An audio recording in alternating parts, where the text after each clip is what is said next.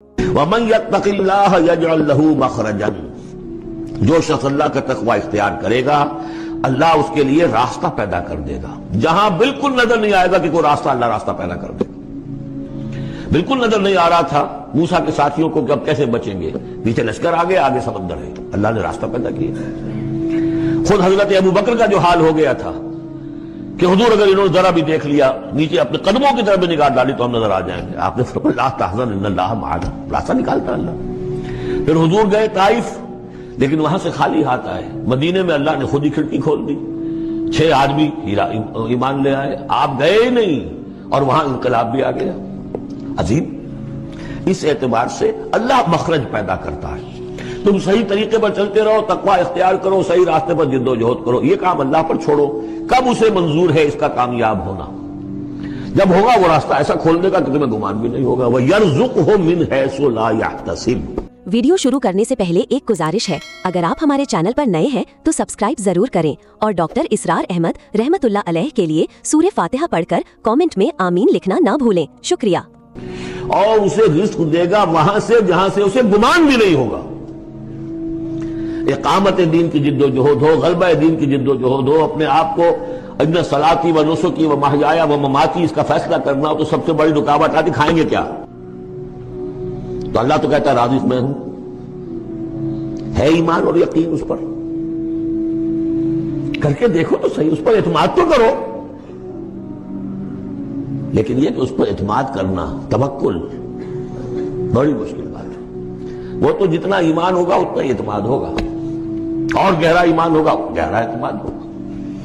وَمَن يَتَّقِ اللَّهَ يَجْعَل لَّهُ مَخْرَجًا وَيَرْزُقْهُ مِنْ حَيْثُ لَا يَحْتَسِبُ وَمَن يَتَوَكَّلْ عَلَى اللَّهِ فَهُوَ حَسْبُهُ۔ یہ تو ابھی تقویٰ والے کی بات ہے کہ وہ وہاں سے رزق دے گا جہاں سے اسے ملے گا بھی نہیں، اور جس نے اللہ پر توکل کر لیا تو وہ اس کے لیے بہت کافی ہو جائے گا۔ توکل کر کے تو دیکھو، حسبہ وہ اس کے لیے کافی ہے۔ یہاں تک فرمایا ہے حدیث میں من کان فی حاجت اخیہ کان اللہ فی حاجتہ، اگر کوئی مسلمان اپنے کسی بھائی کی ضرورت پوری کرنے میں لگ رہا ہے، اپنا وقت صرف کر رہا ہے، اللہ اس کی ضرورت پوری کرنی شروع کر دیتا ہے۔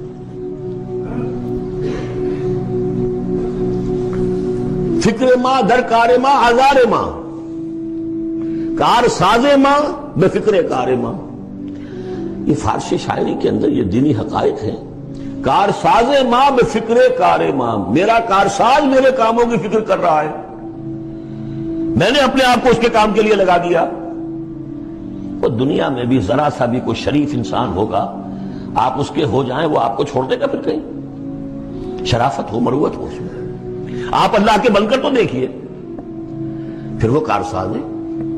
کارساز ماں بے فکر کار ماں، فکر ماں در کار ماں آزار ماں، جب میں اپنے معاملات کی فکر خود کرتا ہوں، کوئی نہ کوئی ٹھوکر کھاتا ہوں، کوئی نہ کوئی غلطی کرتا ہوں، آزار اپنے سر کے اوپر پیدا کر لیتا ہوں۔ اپنے آپ کو حوالے کرو، اس کا نام ہے تفویض الامر الی اللہ، افوض امری الی اللہ ان اللہ بصیر بالعباد۔ ان اللہ بالغ امرہ، اللہ تعالیٰ تو اپنا معاملہ تو پورا کر کے ہی رہتا ہے، وہ تو دین کو غالب کرنا ہی ہے۔ کون اس کے اندر نفع کما گیا، کون محروم رہ گیا، یہ ان کی قسمت ہے۔ ابو بکر اور عمر اور عثمان اور علی اور عبد الرحمن ابن عوف یہ اپنی بازی جیت گئے، ابو جہل ابو لہب محروم رہ گئے۔ یہ تو اب ان کا معاملہ ہے، اللہ تو اپنی بات پوری کرا دے گا، اور اس دنیا کے ختم ہونے سے پہلے پورے کل ارضی پر اللہ کا دین غالب ہوگا، یہ ہونا ہے۔ دیکھنا یہ ہے کہ تم اس بہتی گنگا میں کو ہاتھ دھونے کو تیار ہو یا نہیں، یا تم محرومین کی فہرست میں اپنے آپ کو لانا چاہتے ہو۔ بس اپنا تن من دھن لگا دو اس کے اندر، تمہاری ہڈیوں کا چورا ہو کر بھی اس نئی تعمیر کی بنیادوں میں اگر لگ جائے تو بہت بڑی کامیابی ہے۔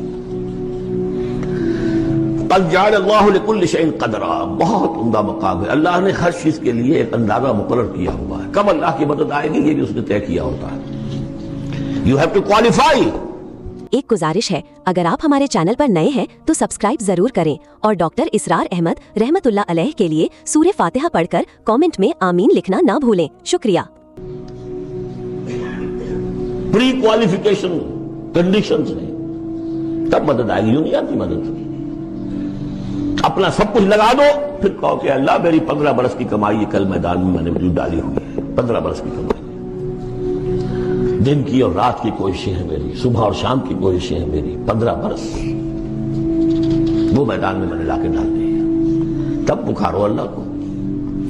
اپنا مال بچا کے رکھنا ہے، اپنی مستقبل کو بھی بچانا ہے، اپنی اولاد کو بھی بچانا ہے، اور اللہ کا دین غالب ہو جائے، کہیں نام لکھا کے کسی جماعت میں شامل ہو کر بڑا تیر مار دیا، گویا کہ اللہ تعالیٰ تو جانتا ہی نہیں کتنی کنٹریبیوشن ہے، کتنا اثار ہے، کتنی قربانی ہے، کتنا وقت ہے، کتنی محنت ہے، اللہ جانتا ہے۔ باقی اس نے ہر چیز کا ایک اندازہ مقرر کیا ہوا ہے۔ اصل معجزہ کسے کہتے ہیں؟ جسے کوئی نبی چیلنج کے ساتھ پیش کرتا ہے کہ یہ ہے میری رسالت کا ثبوت، آؤ مقابلہ کر لو۔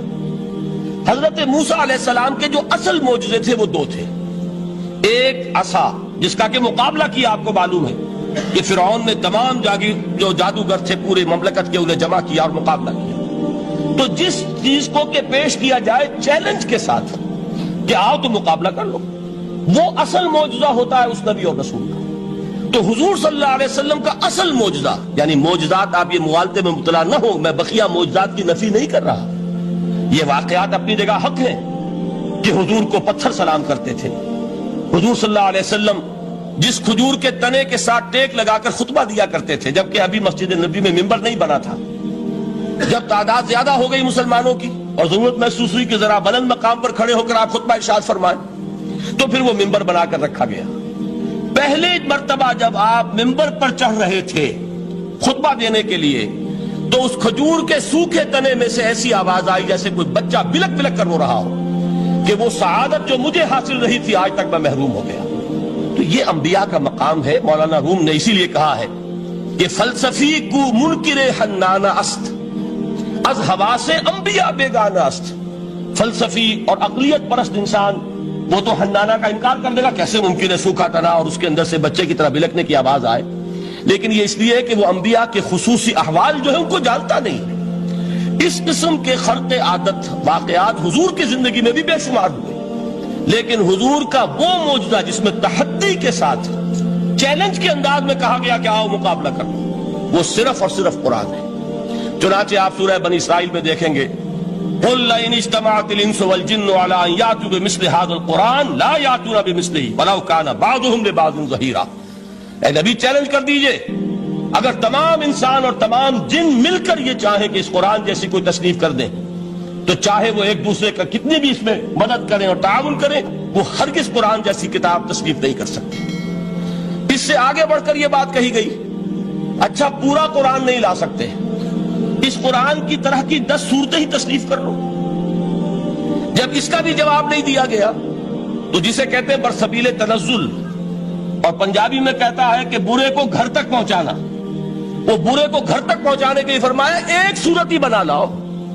یہ سورہ ہود میں اور سورہ یونس میں یہ مضمون آیا، اور پھر سورہ بقرہ میں ہجرت کے بعد جو پہلی سورت نازل ہوئی اس میں پھر اس کو دوہرا دیا گیا، وَإِن كُنتُمْ فِي رَيْبٍ مِّمَّا نَزَّلْنَا عَلَىٰ عَبْدِنَا فَأْتُوا بِسُورَةٍ مِّن مِّثْلِهِ وَادْعُوا شُهَدَاءَكُم مِّن دُونِ اللَّهِ إِن كُنتُمْ صَادِقِينَ۔ کہ اگر تمہیں کوئی شک ہے اس کتاب کے بارے میں جو ہم نے نازل فرمائی ہے، شک کیا ہوگا؟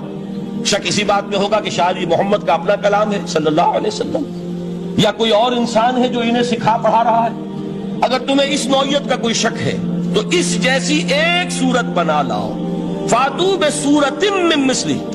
اور نوٹ کیجئے گا سورۃ العصر بھی سورت ہے، سورۃ الکوثر بھی سورت ہے، 3 آیات بھی اگر ایسی تم تصنیف کر کے لے آؤ تب تو تمہیں کچھ شک کرنے کا حق حاصل ہوگا، اور اگر نہیں کر سکتے تو جان لو فَإِن لَّمْ تَفْعَلُوا وَلَن تَفْعَلُوا۔ پھر اگر تم ایسا نہ کر سکو اور ہرگز نہیں کر سکو گے، ذرا چیلنج کا انداز دیکھیے کہ ہرگز نہیں کر سکو گے، فَاتَّقُوا النَّارَ الَّتِي وَقُودُهَا النَّاسُ وَالْحِجَارَةُ، ڈرو اس آگ سے جس کا ایندھن بنیں گے انسان اور پتھر۔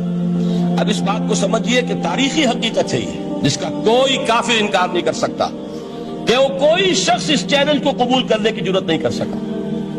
اگر جھوٹ موٹ کو بھی کوئی کھڑا ہو جاتا اور کہتا کہ ٹھیک ہے میں نے یہ ایک صورت بنائی ہے اور میرا دعویٰ یہ ہے کہ یہ قرآن جیسی ہے، تو ایک کنٹروورسی تو پیدا ہو جاتی نا۔ کچھ لوگ چاہے کہتے کہ نہیں یہ قرآن کے سطح کی نہیں ہے، لیکن یہ کہ اس کا دعویٰ تو ہو جاتا۔ لیکن تاریخ یہ بتا رہی ہے کہ سرے سے کسی شخص نے اس کی جرات نہیں کی، اس درجے وہ قرآن سے مرعوب ہوئے.